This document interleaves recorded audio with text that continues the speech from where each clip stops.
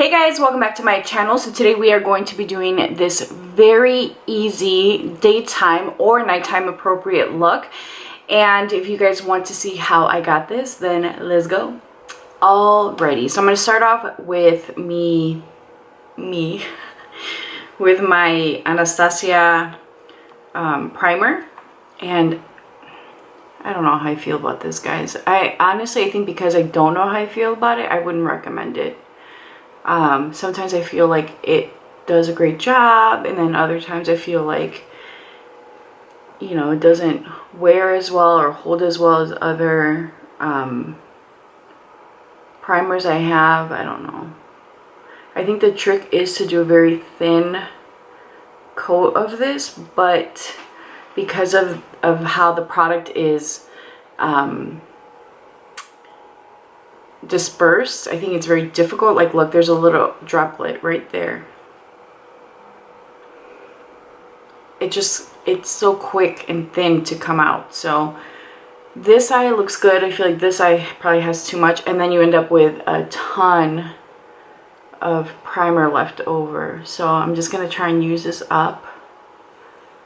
And I feel like because of how the product is made, it really is a waste, because now there's that I'm wiping off, and it's just, to me, it's a waste. But anyway, and I'm going to use this.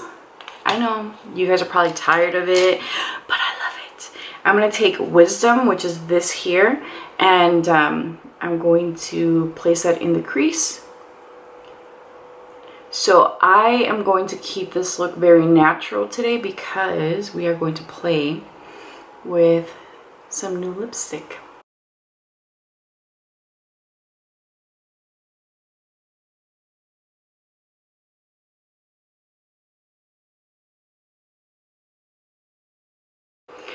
I'm going to take King and also apply that. And I'm also going to just, whatever's left on the brush, bring down into the lid. I'm doing my check to make sure that this is even, and it looks pretty even. Just add a little bit more here. All right. So for now, this is what we're going to do, but I am going to do a liner. But I'm going to work on my complexion first. I'm going to take the Tarte Face Tape in 37G, which is just a little bit darker, but I feel like right now it's probably my shade. And I'm going to use this Tarte brush, which I really like. I got it with the Concealer foundation in Gratis, and I haven't played with that yet because I really wasn't impressed with it the first time around when I had the sample of it. Like, I think I ended up throwing the sample out, but I love the face tape. So anyway, I have a gig that I'm getting ready for. I think I told you guys, but for those of you that do makeup or that offer services where you're traveling out to people, I have a question for you. This is gonna be a little bit of a crazy conversation, but this is something that I booked last minute. I don't know who this person is. I haven't had much conversation other than they reached out to me through the Knot and booked them. So I'm traveling out to their, I don't know if it's their home or their venue, but they're condos in downtown Chicago. So I have started to think about it. Like, I'm like, I don't know who this person is. And then we exchange phone numbers. So we've been communicating through text at this point. And what I've started to think about, and this was something that happened maybe a few years ago, is I travel out to people all the time, sometimes without even knowing who they are or without having any kind of conversation with them outside of text messaging, email, you know, communication through the Knot. And I feel like because this is somebody that found me through the Knot, that it's pretty safe. But I started to think, like, what if somebody tried to lure me into their home or some location, you know, and did something to me? I know it sounds kind of crazy, but I can't be the only person that thinks like that. And I think that what's kind of intensified that concern is, if you live in Chicago, then you know that recently there was a young lady who was pregnant that was lured into, I'm going to take my NARS concealer in Ginger, who was lured into somebody's home. Well, for the first time, there was an exchange of goods. It was like one of those Facebook pages where she was looking to get items for her unborn baby. She was pretty much, I think she was 9 months pregnant when they killed her, and then they cut her baby out of her. It's such a horrible, horrible story. And literally I followed it and bawled every single time. Like, I just can't imagine that experience, or, you know, people actually wanting to hurt other people in that capacity. Like, I can't understand it. I'm gonna take my beauty blender. So anyway, so I feel like after that happened, I just kind of was thinking about it, and I'm like, it's so scary to think that somebody would hurt, you know, somebody and lure them under, you know, those pretenses. Like, basically, like, they're like, oh yeah, honey, we have a stroller, come by, pick it up, we won't charge you for it. And while she was waiting, they killed her. Again, it's such a horrible story, but that's really a concern, you know. Like, I remember when I started freelancing, my older sister was like, Gav, like, that's scary. You know, how do you know that these are people that you can trust, and blah blah blah. And when I started freelancing, I was early 20s. I'm mid 30s now, and I feel like as I've gotten older, it's just a scarier reality, you know. But anyway, so back then I was like, oh, it's not a big deal, you're overreacting, nobody would do that. And no, people do that kind of junk. It's just scary to me, right? So I don't know, it's just something I've been thinking about. And it doesn't always happen. It's just I feel like because this was so last minute, it's just, now I'm like, well, how do I know that this is really what's happening? And the other thing is, I hate to say it, but if somebody emails me about like doing makeup on men, I won't do it. I won't do it. And it's not because I'm going to take African clay. It's not because I have anything against men that wear makeup, but it's scary. You know, it's scary for me, and I don't want to put myself in a position.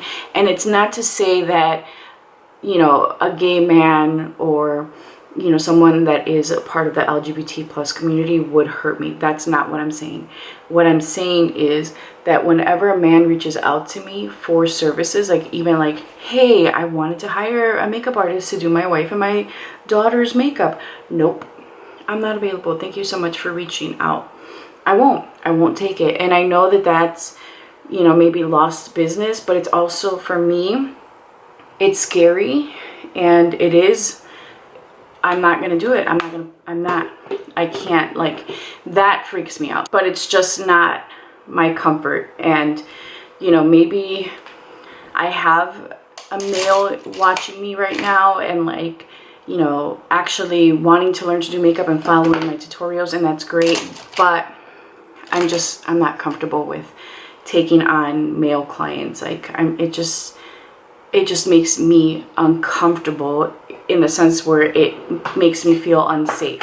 Now, if it's somebody that's referred by like someone I know, that's different, right? But like a stranger, no, not worth it. Not worth my life, because you never know, right?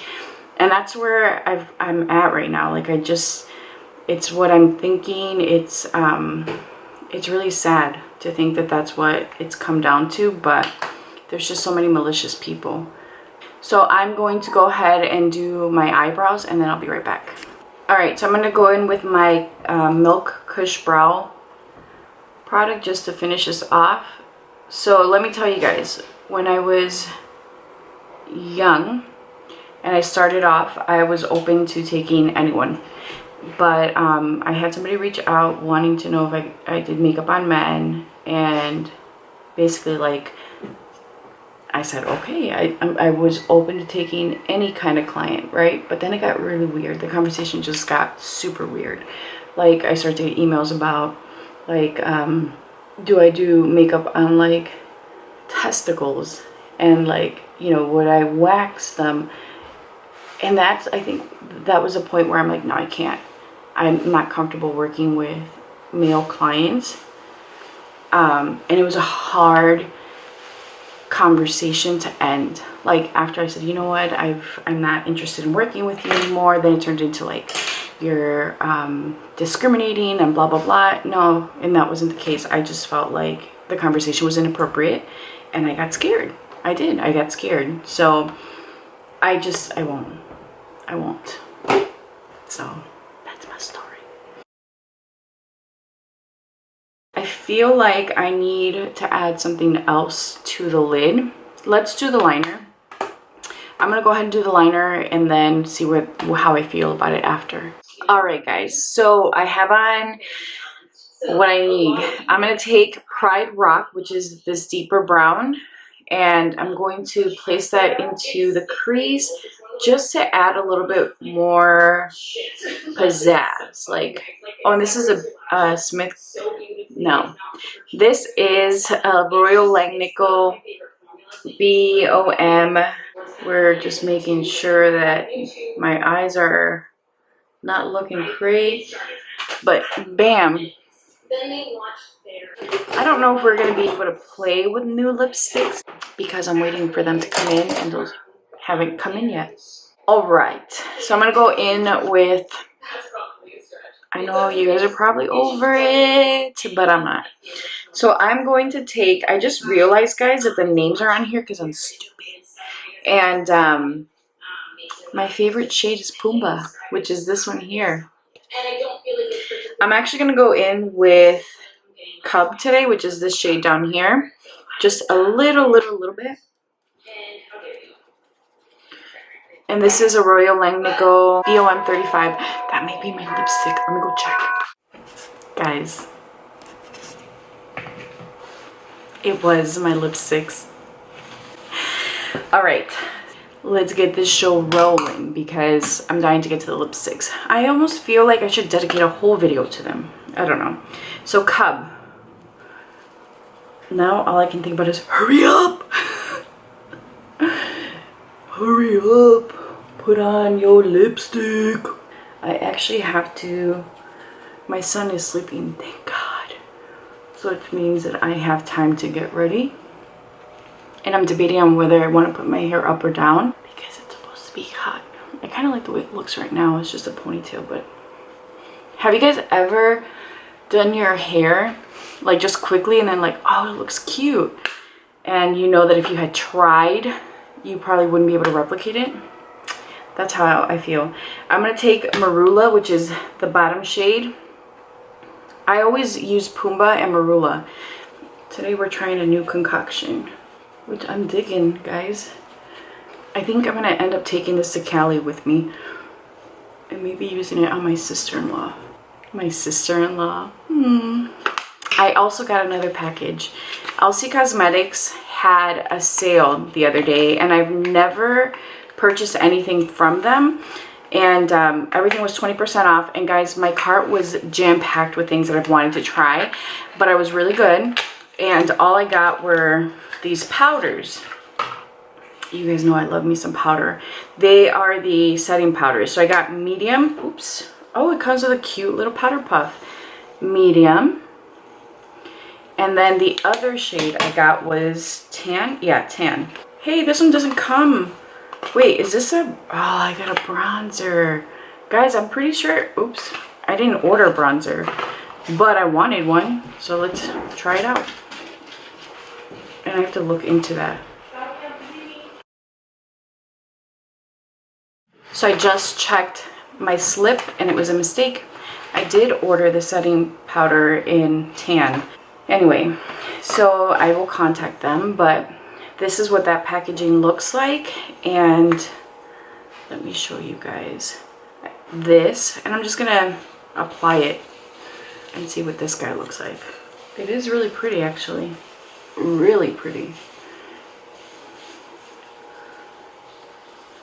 I'm gonna go in with the lighter side and just kind of set under my eyes. This is a really pretty powder, guys. So I'm going to take my Giga Black Lash Mascara and just apply it to my lower lashes. Guys, I can't believe how pretty that powder is. Alright guys, so my camera died. For my lips, what I ended up doing was Makeup Forever Whenever Walnut and Charlotte Tilbury's JK Magic Lipstick. I think it's super pretty, definitely a wearable look. And I'm going to film my impressions on the Lisa Eldridge Summer Collection. So this look is perfect for that. I love this look because it's versatile. You can wear it with anything. You can change up the lip. You can literally do anything with it. It's just such an easy go-to look.